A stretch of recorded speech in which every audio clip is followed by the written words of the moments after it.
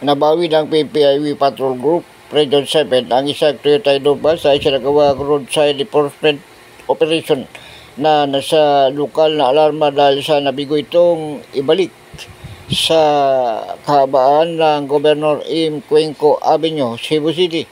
Sa ulat ni Police Lieutenant Nadami Malang, Chief Public Information Officer, dakong 1:30 ng hapon, Hunyo 25, nagsagawa mano ng roadside enforcement operation ang grupo ng Special Operation Team ng Regional Highway Patrol Unit 7 sa panguna ni Police Major Silvestre Senya.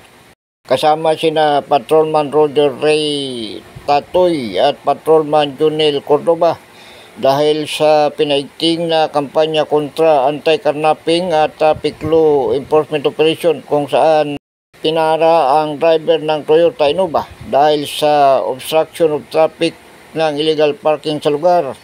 Base sa verification ng mga dokumento na tuklasan ng Toyota Innova ay inireklamo ng may-ari na nabigong ibalik sa Talisay Police Station at RHPU7.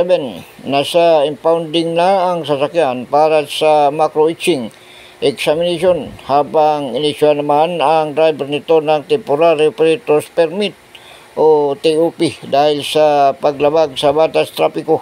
Pinuri at pinasalamatan ni PNP Patrol Group Director Brigadier General Elizar Mata ang operating unit sa mabilis na pagkakabawi ng sasakyan sa ilalim ng lokal na alarma. Ako si Dwayne Moreno sa Kalawit News. Una ka sa balita.